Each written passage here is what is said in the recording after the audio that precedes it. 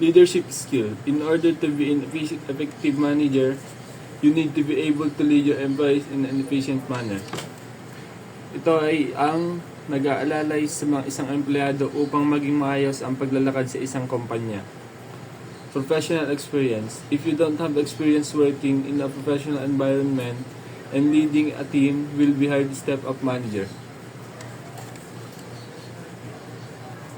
Need ng mga experience sa isang trabaho kasi kung wala kang experience, mahirapan mag-step up bilang isang manager o ma-promote. Good communication skill.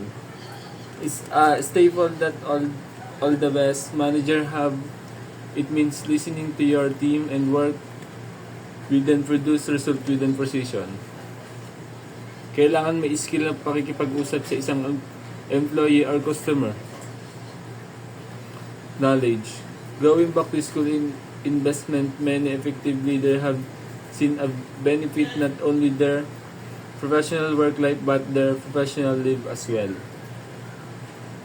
Isang pamumuhon sa isang kumpanya hindi lamang sa isang professional na buhay kundi sa professional na trabaho din. Organization. If you aren't organized in your position, there is good chance the employee you have managed won't be either. Kung hindi ka organisado sa iyong posisyon, malaki ang posibilidad na ang mga malaki ang posibilidad ng mga empleyadong pinamamahalaan ay hindi rin. Time management is important when it comes to prioritizing your day, making sure you have time to communicate with your employees and accomplish goals throughout the week. Ito ay mahalaga sa isang tao sa pang-araw-araw na desisyon, sa pang-araw-araw na iyong desisyon. Delegation, an act passing task responsibility or authority of others. Isang pagkilos ng pagpasa ng mga gawaing responsibilidad o otoridad sa iba. Confidence. Confidence in your ability, experience, decision-making skills. Kumpiyansa sa iyong mga karanasan at kakayahan. Respect for co-workers. Establishing a healthy and respectful worker environment for your team is very important as a leader. Isang malusog at magalang na kapaligiran sa katrabaho. Company culture is where you can boost employee engagement and show your employee how grateful you are for their hard work by offering fun activities throughout week such as team. Kung saan maaari mong palakasin ang pakikipag-ugnayan sa empleyado at ipakita sa mga empleyado ang paano ka nagpapasalamat sa kanila. Stages of relationship between manager and subordinates. Role making occurs when team members first join the group. Manager use the time to assess new member skill and abilities. Ginagamit ng mga manager ang oras na ito upang masuri ang mga kakayahan ng mga bagong miyembro. Role making. New team members then begin to work on project and tasks as part of team. In this stage, manager generally expect that new team members will work hard, be loyal, and prove trustworthy as they get used their new role. Role making. Ang mga bagong miyembro naman ng koponan ay nagsisimula na magtrabaho sa proyekto at gawain bilang bahagi ng pangkat. Two group in role making. In group and out group. In group. If team member prove themselves loyal, trustworthy, and skilled, they put into in group. This group is made up the team members that manage trust the most. Manager give the group most their attention.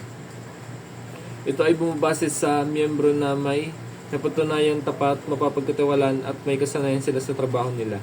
Out group. In team member betray the trust of manager if proved that they are motivated or incompetent. They put into outgroup. Kung ang mga miyembro ng team ang hindi pag-aano nagtitiwala sa kanilang empleyado sila ay walang kakayahan at isang kumpiyansa sila ay outgroup. Role manager within organization, interpersonal role, revolve around the specific of working within a team and involve behavior associated within human interaction. Umiikot sa mga detalye ng pagtatrabaho sa loob ng isang pangkat at nangyayari sa pakikipag-ugnayan ng tao. Informational role, involves gathering and sharing information. Pangangalap at pagbahagi ng impormasyon. Personal role, focus sa paggawa ng desisyon. Ang personal decision role. Principle efficient management. Division of work is based on the theory that if workers are given a specialized task to do, they will become skillful and more efficient in it than if they had broader range or task. Kung ang mga maggagawa ay bibigyan ng special na gawain, sila ay magiging mahusay at mas mahusay dito. Authority and responsibility. The power right to give orders, make decisions, and enforce obedience to obey consequence. Ang kapangyarihan o katapatan na bibigay ng mga utos. Kapangyarihan o katapatan, karapatang nagbibigay ng utos. Discipline. Ito ang tungkol sa pagsunod sa isang kampanya. Kung may disiplina ka, magagawa mo ito ng ayos ang trabaho mo. Unity of command. Nangangahulugan ito sa isang misyon o sa isang makakataas sa isang trabaho. Unity of direction. Ito ay isang samahan sa anumang desisyon ng mas mataas sa isang trabaho o amo. Subordinate and individual interest. Hinihikayat nila ang isang team at collective mentality sa lahat para sa isa't isa, para sa lahat. Remuneration. Para mag-udyok at maging patas ang mga empleyado nila. Centralization. Nagpapahiwatig ng konsentrasyon ng otoridad sa paggawa ng desisyon sa nangangahulugang pamamahala. Scholar chain. This refers to the principle of clear chain communication existing between employees and superiors. Ang scholar chain naman ay isang malinaw na komunikasyon na umiiral sa pagitan ng mga empleyado at superior. Order. Nauugnay sa wastong paggamit ng mga pagkukunan at kanilang epektibong pag-deploy sa isang structure na paraan. Equity. Tumutukoy sa mabait at pantay na pagtrato sa mga empleyado. Stability of tenure. Upang magkaroon ng tamang tauhan at tamang lugar. Initiative. Tumutukoy sa paglikha ng mga bagong ideya. Spirit de corps.